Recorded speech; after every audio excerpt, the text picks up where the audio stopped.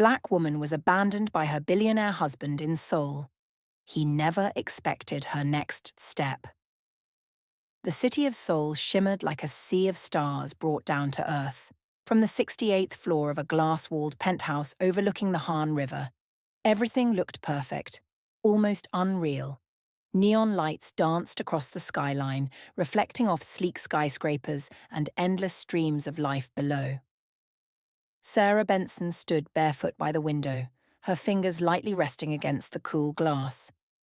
She should have felt lucky, blessed, chosen, and once upon a time, she did.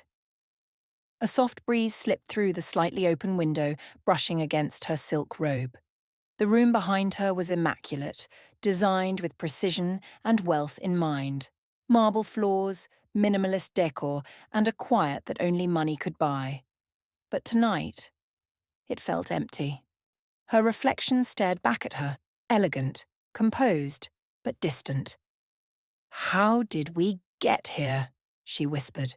3 years earlier. Everything had been different. She could still remember the first time she met Daniel Park. It wasn't in Seoul. It wasn't even planned. It was at a high-profile tech conference in Singapore, one she had almost skipped. He had walked into the room like he owned the air itself, confident, sharp, untouchable. And yet, when his eyes met hers, something shifted. "You're not like the others here," he had said, his voice smooth but curious. Sarah had laughed softly. "And what does that mean?" "It means," he stepped closer, lowering his voice, "you don't look impressed." She wasn't. Not by money, not by status. And that intrigued him. Their connection had been fast, almost too fast. My private dinners turned into long conversations. Long conversations turned into late-night confessions. He told her she was different. She told him she believed him. And somewhere between the laughter and the late flights, she fell in love. Back in the present, Sarah closed her eyes briefly, remembering the wedding. It had been nothing short of a spectacle. A private ceremony overlooking the mountains outside Seoul. White roses everywhere, cameras flashing, guests whispering about the unexpected bride, a black woman, marrying one of Korea's most powerful billionaires.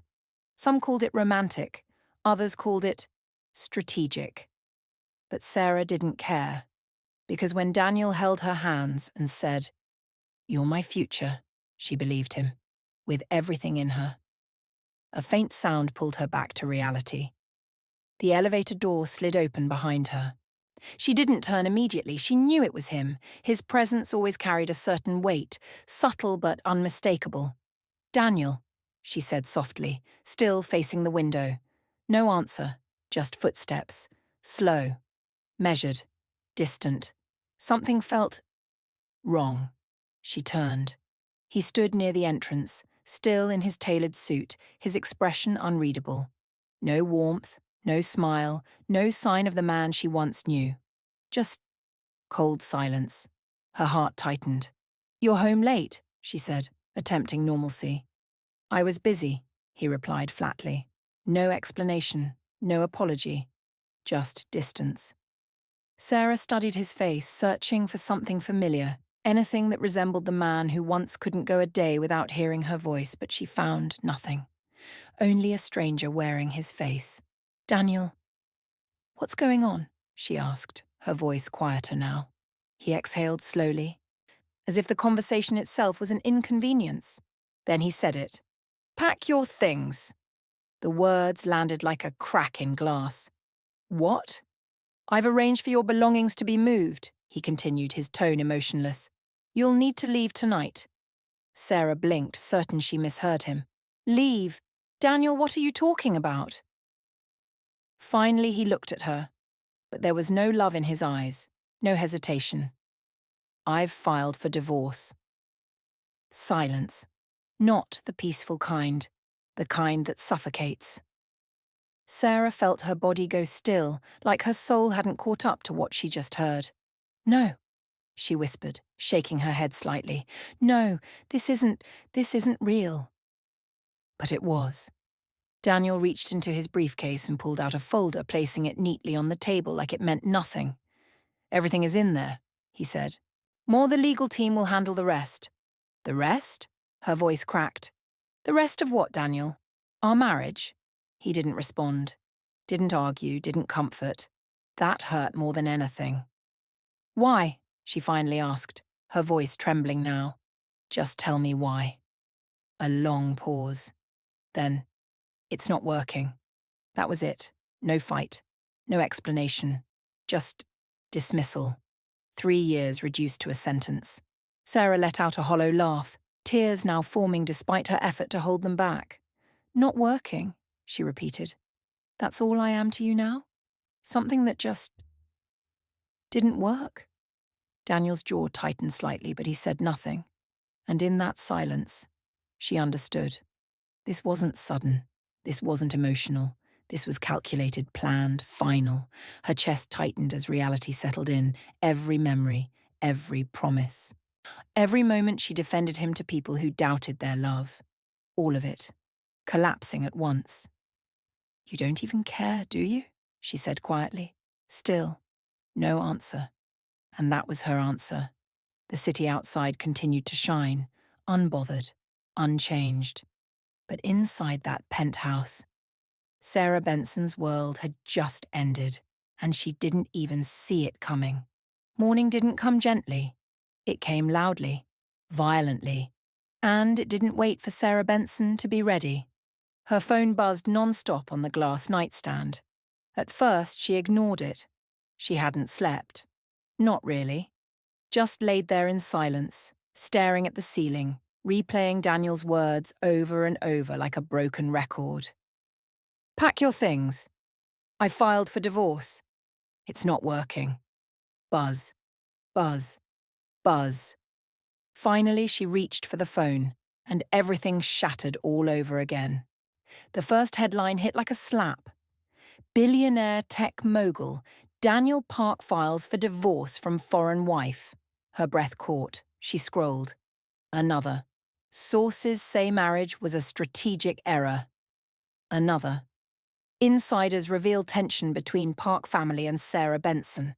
Her hands began to tremble. "How?" she whispered. This wasn't just news, it was a narrative. Crafted, controlled. And she wasn't the one telling it. Her messages flooded in, but not with support. Questions, curiosity, distance disguised as concern. "Hey, is everything okay? I saw the news. Maybe it's for the best?" And then, silence, from the people who mattered most. No calls from Daniel, no explanation, no defense, just abandonment. A soft knock came at the door. Not Daniel, not comfort, just staff. "Oh, Mom, we've been instructed to assist with your packing." The words were polite, but cold, professional, final. Sarah stood slowly, her body heavy with disbelief. "This is still my home," she said quietly. The staff member hesitated. "I'm sorry, Mom. We're just following orders." Orders. That word cut deeper than anything else. The next few hours blurred together like a dream she couldn't wake up from. Closet doors opened. Designer dresses, once worn with pride, were folded without sentiment. Shoes lined up and boxed. Jewelry sealed away. Her life reduced to inventory. 2 suitcases. That's all she was allowed. 2. Sarah stood in the middle of the room, watching strangers pack away pieces of her identity like they meant nothing. "Careful with that," she murmured once instinctively. But then she stopped herself. Why? Why protect anything when everything had already been taken? By afternoon, it was over. The penthouse that once felt like a palace now felt like a place she had never belonged. She picked up her bags. No goodbye. No final look back. Because deep down, she already knew. That place had stopped being her home a long time ago. The elevator ride down felt longer than usual, each floor number blinking like a countdown. 68, 52, 37, 12, until finally, ground floor. The doors opened, and just like that, Sarah Benson stepped out of the life she once knew. Outside, the sky had turned grey. Rain began to fall, soft at first, then steady, like the city itself was mourning something she couldn't name. Or maybe it wasn't mourning at all. Maybe it just didn't care. She stood there for a moment, suitcase in each hand. No car waiting, no driver, no destination, just uncertainty. People passed by her without a second glance. To them, she was just another woman standing in the rain, not the wife of a billionaire, not someone whose world had just collapsed, just invisible. A black car pulled up near the entrance. For a brief second, her heart lifted. Daniel? But the door opened, and a well-dressed woman stepped out, laughing into her phone. Sarah looked away. Of course. Why would he come? He had already said everything he needed to say. The rain grew heavier. Her hair dampened. Her clothes clung slightly to her skin. Still, she didn't move. Because moving meant accepting it, accepting that there was no going back. Finally, she exhaled slowly and took a step forward, then another, dragging her suitcases behind her, each step heavier than the last. She walked without direction. Past glowing storefronts, past couples sharing umbrellas, past a world that continued as if hers hadn't just ended, and then she stopped. A reflection caught her eye in a dark shop window. She barely recognized the woman staring back, not because she looked different, but because something inside her had changed, something broken. Her grip tightened on the suitcase handle. They erased you, she whispered to herself. And for a moment, it felt true. That night, Seoul didn't feel like a city of opportunity. It felt like a place that had swallowed her whole and moved on without a trace. The motel room smelled faintly of detergent and something older, something worn. It wasn't dirty, just forgotten. Sarah Benson stood just inside the door, her two suitcases resting beside her like the only proof that she still existed somewhere in the world. For a long moment she didn't move, didn't speak, didn't even breathe fully. She simply looked. One bed, a small table, a flickering lamp, and a window that framed a narrow alley where neon lights struggled to shine. This was where her life had brought her. She stepped inside slowly, closing the door behind her with a soft click. The sound echoed louder than it should have. Like a final chapter ending, her body felt heavy as she walked to the bed and sat down. The mattress creaked beneath her weight. Unfamiliar, uncomfortable, real. Everything about this moment felt real, in a way her past life never did. No luxury to soften the blow, no distractions, no illusions, just truth. Her hands rested in her lap as she stared ahead. Still, silent, trying to process everything, but her mind refused to settle. Instead, it replayed fragments. Daniel's voice, cold, distant. Pack your things. Her chest tightened. She shut her eyes, but it didn't stop. I filed for divorce. Her fingers curled slightly. It's not working. Stop, she whispered. But the memories didn't listen. They came faster now, sharper, more honest. She remembered the first gala in Seoul, the whispers, the stares, the way people smiled at her but never really saw her. How exotic, someone had said once, thinking she couldn't hear. Daniel had laughed it off, told her not to take it seriously. They don't matter, he said. But now, she wondered if he ever truly defended her at all. She remembered the contracts, stacks of documents placed in front of her. Just sign here, his assistant would say. More, it's standard. And she trusted him, trusted them, without reading, without questioning, because love wasn't supposed to feel like a negotiation. A tear slipped down her cheek, then another, and another. But there was no sound, no sobbing, just quiet pain spilling over. I was there, she whispered, her voice breaking slightly. I was right there, and I still lost everything. Her shoulders trembled as she lowered her head into her hands. Not because she was weak, but because she finally allowed herself to feel it, all of it. The betrayal, the humiliation, the silence. Outside, rain tapped gently against the window, steady, unbothered, like time moving forward whether she was ready or not. Minutes passed, or maybe hours. She didn't know. Time felt meaningless here. Eventually her tears slowed. Not because the pain disappeared, but because something else began to take its place. Something quieter, stronger. She lifted her head slowly. Her eyes were red but no longer lost. They were searching, thinking, remembering. Wait. The word came out softly, almost uncertain. Her brows furrowed slightly as a thought surfaced. Something buried beneath the grief, something she hadn't considered until now. She stood up, walked slowly to her suitcase, opened it.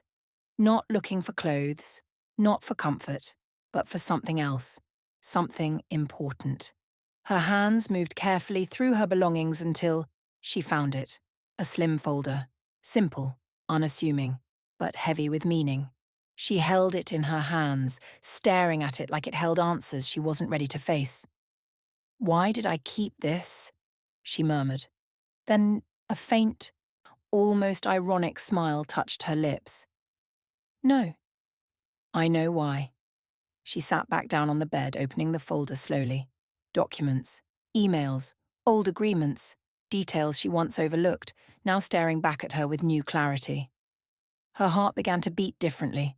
Not fast, not panicked, focused. "You needed me," she whispered, eyes scanning the pages.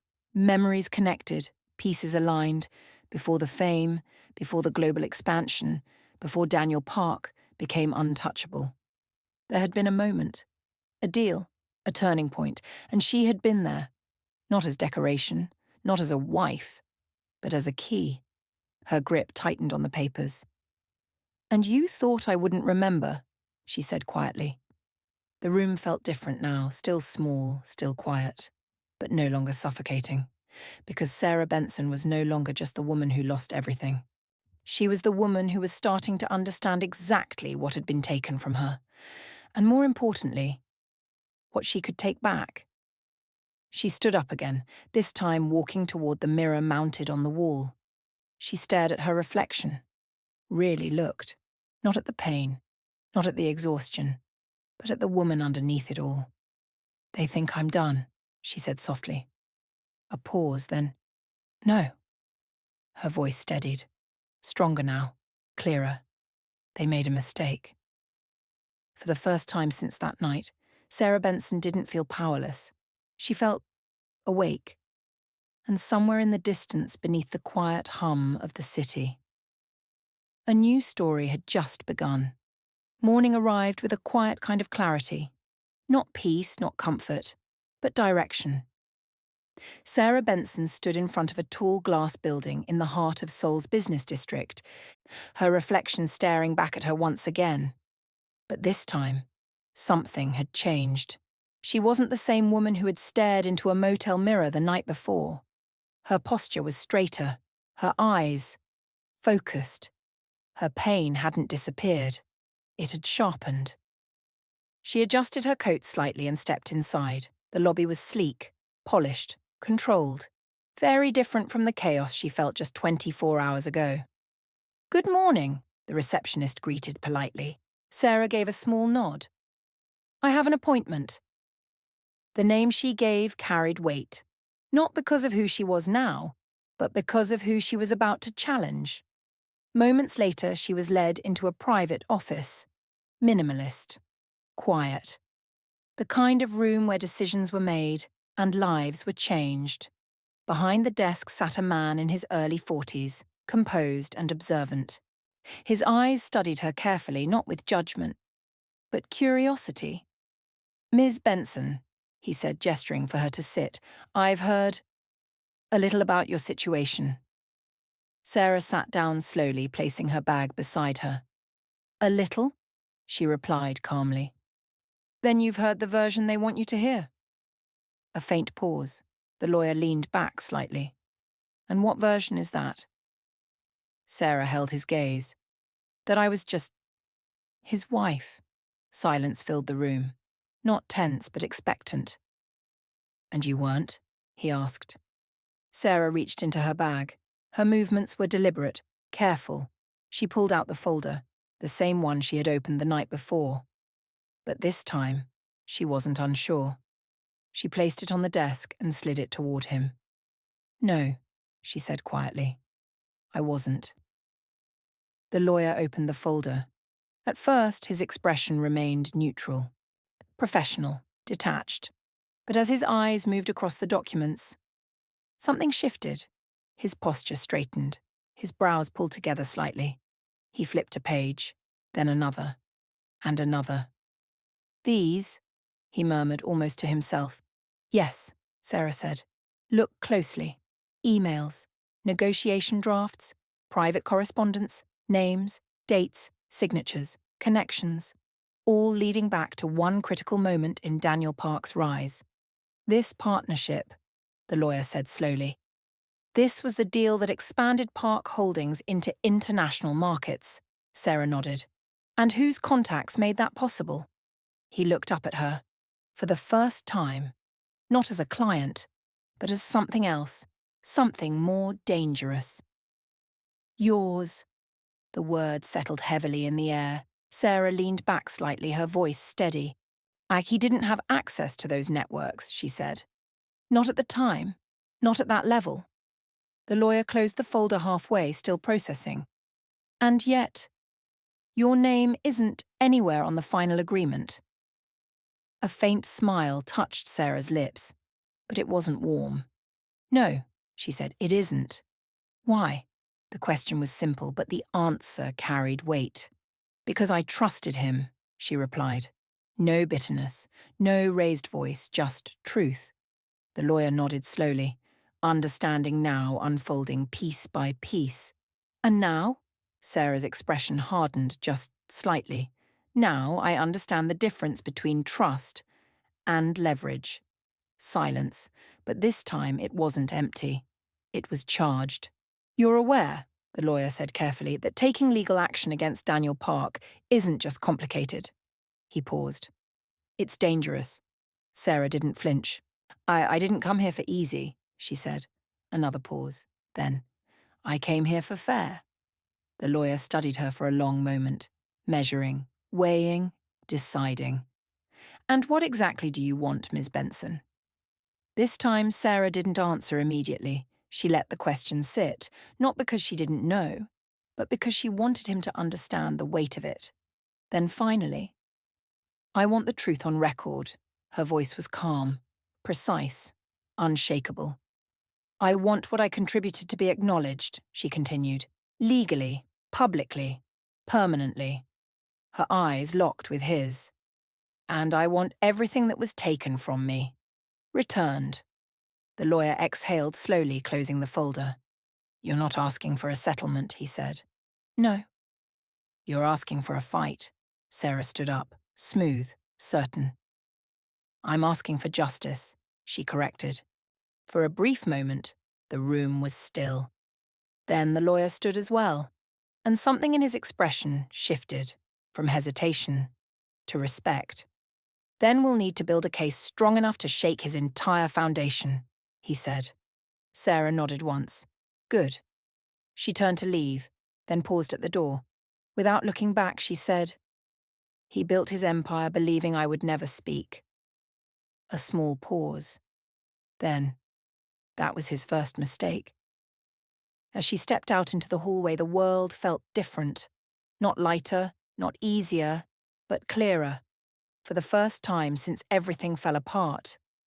Sarah Benson wasn't reacting anymore. She was moving, and somewhere, far above, in a tower of glass and power. A man who thought he had erased her. Had no idea she had just become his greatest threat. The city hadn't changed. But the way it looked at Sarah Benson had. At first, it started as whispers. Quiet conversations behind closed doors. names mentioned carefully as if speaking too loudly might make the situation more real than anyone was ready for. "Have you heard? She's filed something. They say she has proof." Sarah didn't chase the noise. She didn't respond to the headlines. She didn't defend herself online. Instead, she worked. Her new apartment was nothing like the penthouse. Smaller, simpler. But it had something the old place never did. Ownership. Every piece of furniture, every decision, every breath she took inside it was hers. Mornings became structured, intentional, focused. She woke early not because she had to, but because she wanted to. Because for the first time in years, her life belonged to her again. The legal case was already gaining attention. Not publicly explosive yet, but internally, it was shaking rooms that were used to control. "Daniel's team is pushing back," her lawyer told her during one meeting. "Hard." Sarah nodded calmly. "Good. They're trying to discredit you." "I expected that." "They're saying you had no official role in the company." Sarah leaned forward slightly. "Then they should have no problem explaining why my work is all over their foundation." The lawyer paused, then gave a faint, impressed nod. "You're not what they prepared for." Meanwhile, across the city, boardrooms were shifting. Investors were asking questions. Not loudly, not publicly, but enough. Is there risk exposure? Could this become public? What exactly is her claim? Because in their world, it wasn't about emotion. It was about stability. And Sarah Benson, she was becoming a variable they couldn't ignore. But the biggest shift didn't come from the case. It came from opportunity. One afternoon, Sarah received a message. Simple, direct. "I'd like to meet. I believe we have something to discuss." No name she recognized, but the tone, it wasn't curiosity. It was interest. She almost ignored it. Almost. But something told her. This was different. The meeting took place in a quiet, high-end office overlooking the city. Not flashy, not loud, just powerful. The man waiting for her didn't waste time. "I've reviewed your background," he said, "not the public version." Sarah raised an eyebrow slightly. "Oh? The real version?" He slid a document across the table, not legal, not personal, strategic. "What, you were behind the international expansion deal," he continued. "Unofficially, of course." Sarah didn't react immediately, but her silence confirmed enough. "That deal," he leaned back slightly, studying her, "wasn't luck." "No," Sarah replied calmly. "It wasn't." Another pause. Measured. Deliberate. "I'm building something," he said. "Something that requires exactly what you brought to Park Holdings." Sarah crossed her legs slowly, her posture relaxed but her eyes sharp. "And what exactly do you think I brought?" she asked. He smiled faintly. "Access, strategy, vision, a beat, and execution. Silence, but not empty. Charged." "And why," Sarah asked, "would I give that to you?" The man didn't hesitate. "I'm not asking you to give it," he said. "I'm offering you a chance to own it." That word landed differently. Own. No hidden clauses, no erased credit, no standing in the shadows. "For the first time," he continued, "your name would be on the deal." Sarah leaned back slightly, studying him now, not as someone recovering, but as someone deciding. "And my terms?" she asked. "Your terms?" He nodded. A small pause. Then Sarah allowed herself the faintest smile. Not emotional, not reactive, but earned. "Then we start there," she said. And just like that, everything changed, because Sarah Benson wasn't rebuilding her old life. She was creating something new, something stronger, something that didn't depend on anyone else's approval. Days turned into weeks, and slowly, her presence began to shift. She wasn't just Daniel Park's ex-wife anymore. She became a rising strategist, a key player, a woman to watch. The media caught on, and cameras followed. Questions came. "Ms. Benson, are you responding to the allegations? Is it true you're working with new investors? Do you have a message for Daniel Park?" She paused once, just once, turned slightly toward the cameras, and said, "I'm not here to respond." A small beat. "I'm here to build." And then she walked away. Not chased, not broken, not erased, but rising. Because the biggest mistake Daniel Park made was thinking Sarah Benson needed his world to survive. He didn't realize she was already building a better one. Power had always been quiet, controlled, predictable. At least, that's what Daniel Park believed. From the top floor of Park Holdings' headquarters, the city still bowed beneath him, lights stretching endlessly, a reminder of everything he had built, everything he controlled, everything that was supposed to remain untouchable. But something had changed, and he could feel it. "Sir, we need to address this." The voice came from across the boardroom table, calm, careful, but edged with something unfamiliar: concern. Daniel didn't look up immediately. His fingers rested lightly against the polished surface, his expression unreadable. "Address what?" he asked flatly. A tablet was slid toward him. On the screen, a name. Repeated. Analyzed. Discussed. Sarah Benson. His jaw tightened almost imperceptibly. "She's making noise," one executive continued. "Not publicly, yet, but internally. Investors are asking questions." "About what?"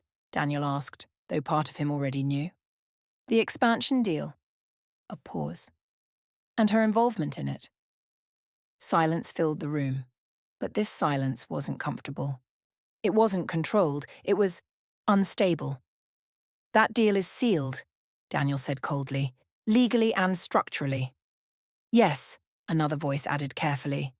"But if she proves informal influence or undisclosed contribution—" "She won't," Daniel cut in sharply. The room went still, not because they agreed, but because they understood. This wasn't just business anymore. Daniel finally looked up, his gaze sharp. "She has no standing," he said. "No official position, no documentation tying her to the company." But even as he said it, something in his chest felt off, because deep down, he knew that wasn't entirely true. "Sir," the first executive spoke again, more cautiously now. "With respect, confidence isn't the same as certainty." That landed, harder than it should have. Daniel leaned back slowly, his eyes narrowing slightly. "Then find the certainty," he said, "before this becomes a problem." But it already was, because across the city, Sarah Benson wasn't fading, she wasn't hiding, she wasn't breaking, she was rising, and every move she made pulled attention, pulled interest, pulled power away from him. That night, Daniel returned to the penthouse, the same one, the same view, the same silence, but it didn't feel the same. He loosened his tie slightly as he stepped inside, his eyes scanning the space without really seeing it. Everything was in place, perfect, untouched. And yet, something was missing. His gaze drifted toward the window. That spot, the exact place where Sarah used to stand, looking out at the city like she was trying to understand it, or maybe understand him. For a brief moment, he saw it, not clearly, just a memory. Her reflection in the glass, soft, present, real, then it was gone. Daniel exhaled slowly, turning away. "This is irrelevant," he muttered under his breath, but the words didn't settle. They didn't convince, instead. Another thought crept in. Uninvited, unwelcome, persistent. What if she doesn't stop? He walked toward his desk, picking up a report that had been left there earlier. Numbers, charts, projections, all precise, all controlled, until one detail stood out. A delay, minor, but unusual. Another page, another shift. Investor hesitation. The phrase lingered longer than it should have. Daniel's grip tightened slightly on the paper. For years, everything had moved exactly as planned. Calculated, strategic, untouchable. And now, there was friction. Small, subtle, but growing. And at the center of it was a woman he had already dismissed, already erased, already underestimated. Daniel set the report down slowly. his mind moving faster now, connecting pieces, replaying moments, her silence after the divorce, her lack of reaction, her absence from the media storm. At the time, he saw it as weakness. Now, it looked like something else. Preparation. He turned toward the window again. The city lights flickered in the distance. Still beautiful. Still powerful, but no longer entirely his. For the first time in a long time, Daniel Park felt something unfamiliar. Uncertainty. He reached for his phone. Paused, looked at the screen. Her name was still there. Untouched. Uncalled. A moment passed. Then another. Finally, he pressed it. The phone rang. Once. Twice. Then, a click. Hello? Her voice. Calm. Steady. Unshaken. Daniel hesitated for just a fraction of a second, but it was enough. Sarah, he said. A pause. Not long, but deliberate. Yes? No anger. No emotion. Just presence. Daniel exhaled slowly. I think we should talk. Silence. Not the kind he was used to controlling, but the kind that made him wait. Then, her voice returned. No. It was quiet, but absolute. Daniel blinked slightly, caught off guard. No. I think, Sarah continued, her tone unchanged, you should listen. And then, the line went dead. Daniel lowered the phone slowly. The silence that followed was heavier than anything he had faced in a boardroom.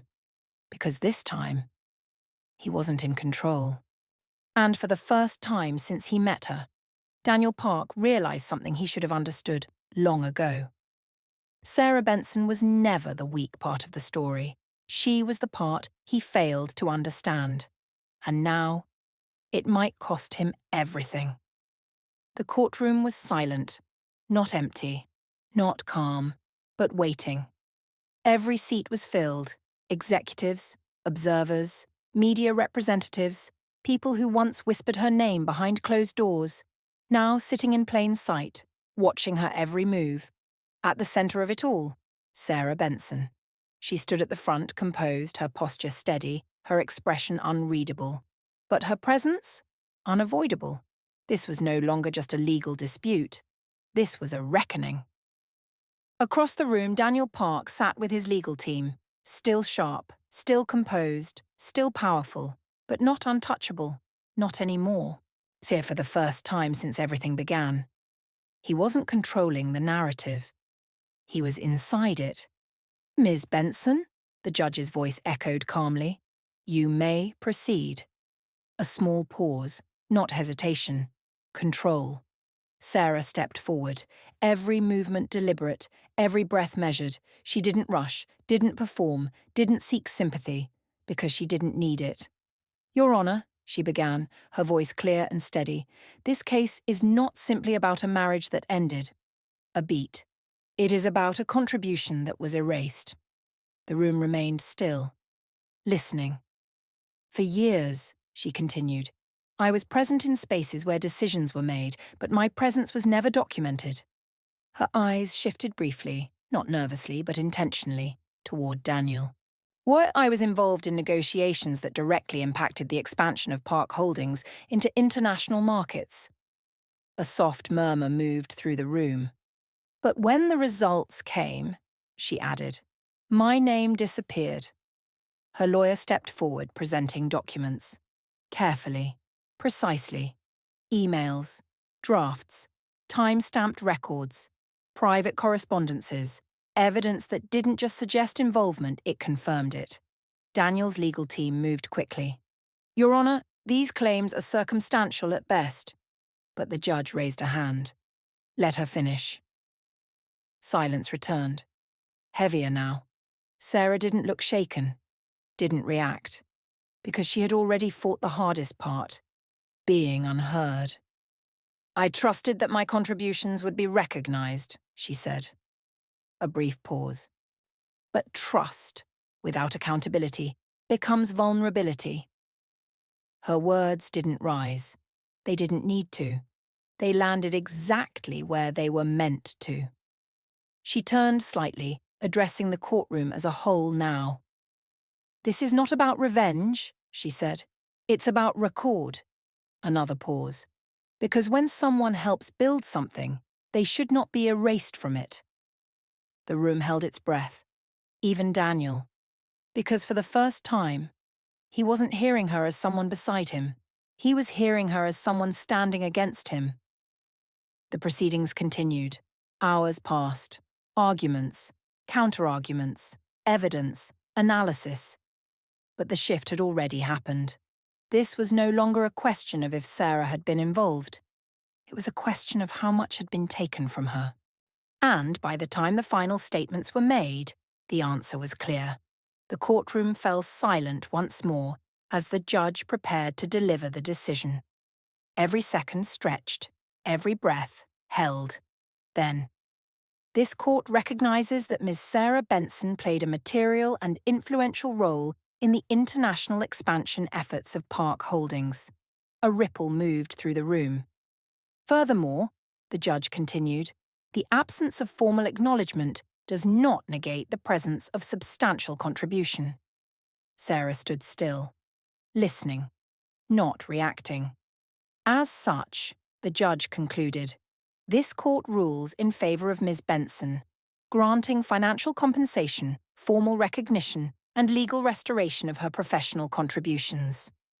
The gavel struck, and just like that, everything changed. Not loudly, not dramatically, but permanently. Sarah exhaled slowly. Not relief, not triumph, but closure. Across the room, Daniel sat still, silent, processing, not just the loss, but the realization. He hadn't just lost a case. He had lost control of a narrative he thought he owned, and more than that, he had lost the woman who helped him build it. Outside the courthouse, the world was anything but quiet. Cameras flashed, voices called out, energy surged. "Sarah, over here!" "Miss Benson, how do you feel about the verdict?" "Do you have a message for Daniel Park?" She stepped out into the light.